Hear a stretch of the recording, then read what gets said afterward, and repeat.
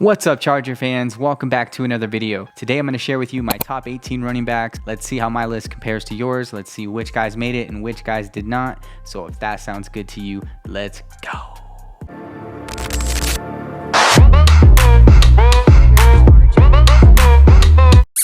All right, I want to get started by giving a shout out and an honorable mention to Kyle Monangai.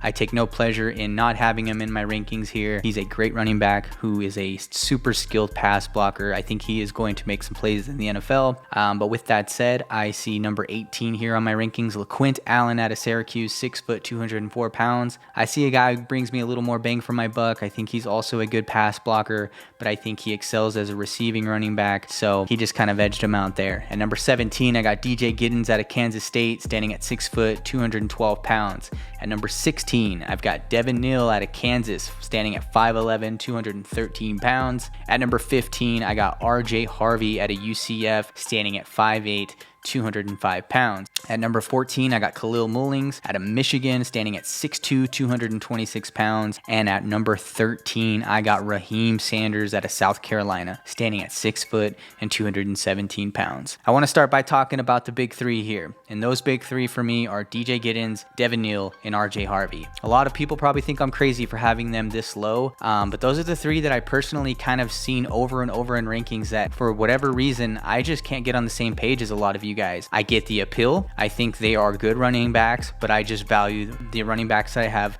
in front of them for a reason. Out of the three, I personally like watching RJ Harvey the most. For me, he kind of puts it all together the best, in my opinion. Moving forward, who's in front of them? I got Kyle Monangai out of Michigan. Now, not a lot of people are going to agree with me here, but when you really look at Kyle Monangai's tape, the highs are crazy. I think he moves very well for a running back. He's a converted linebacker. His feet move really well. He stole the job from Donovan Edwards, who that was his job, and Kyle Monangai flat out took it from him. The production for Monangai dropped off a cliff. I understand that during the end of the season, but when the good was going good, I saw a fantastic running back, and I think underneath the right coaching and the right situation that he can shine really bright for somebody. Now, Raheem Sanders out of South Carolina, his acceleration isn't the greatest, but his top speed's pretty fantastic. Super physical. I like the way that he finds the holes. I like his contact balance. I think he brings a violent style to the running back position, and overall, I just think he's a sick running back. So that's 18 through 13 for me, guys. Here at number 12, I have Trevor Etienne out of Georgia, standing at 5'9" and 198 pounds. I think that he's super underrated. He possesses a lot of acceleration and decent top speed. I think a lot of people are going to be surprised about how efficient he can be as a running back and just how much he's going to be able to produce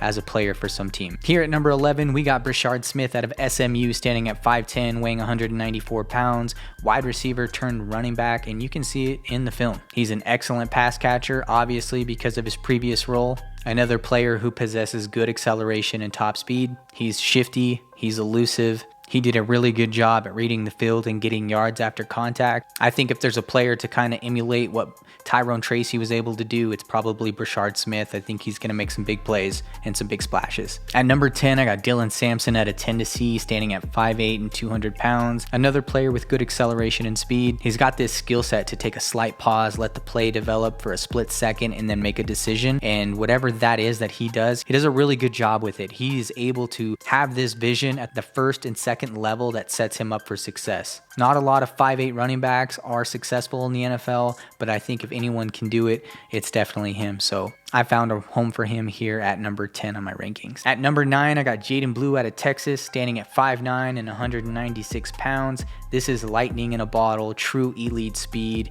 He is going to hurt you as a pass catcher, and with the right offensive mind and coordinator, this kid's going to be in packages that are flat out going to win in the next level. I'm going to go ahead and bet that the best football for Jaden Blue is still ahead of him. Here at number 8, I have Jordan James out of Oregon, standing at 5'10", 205 pounds. I think between RJ Harvey and Jordan James, this is my Bucky Irvings of the class. I think this is a guy who's going to fight for a lot of first downs. I really like his contact balance. I think he's got decent vision. He doesn't possess a lot of long speed, but I think he's got acceleration to get the job done. I think James is a decisive decision maker. I think he hits the cutback lanes nicely, and I think he's going to be a good running back for somebody in the NFL. Here at number 7, I got Damian Martinez out of Miami, standing at 6 foot, 217 pounds. I see a guy who runs angry and he runs hard. I think he's one of the more well-balanced running backs in this class.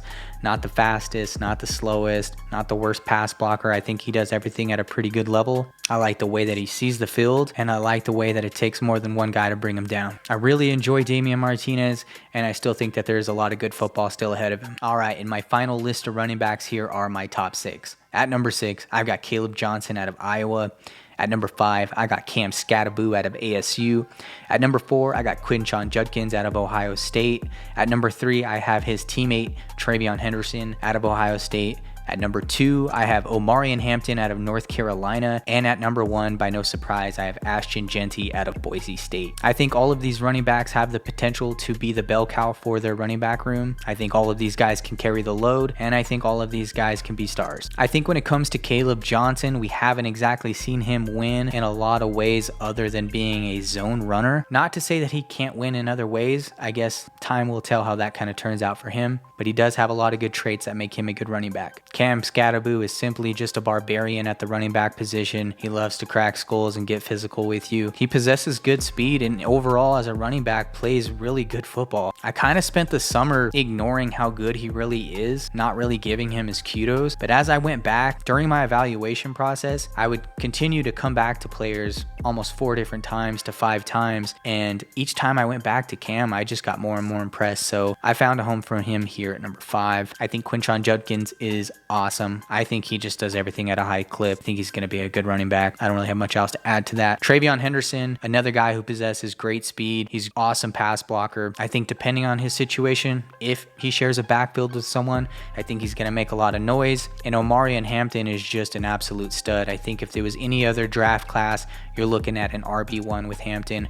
He's going to be a great football player. What's there really to say about Ashton Jeanty? He's just an absolute star. He should have been, in my opinion, the Heisman winner. He's the best running back in this class. I have no doubt that he's going to be a star at the next level. So there you have it, guys. These are my top 18 running backs. Let me know what you think in the comments. We're wrong all the time about these players. That's just how it goes. We're going to be wrong about people. And if we're lucky, we're going to be right about some guys. So this is my list of running backs. This is how I see it. I stand by Khalil Mullings being a good running back on this list and being ahead of the big 3. And if you don't like it, let me know in the comments. I'm Andrew with Boltcasa. So until next time, remember to bolt up. Peace.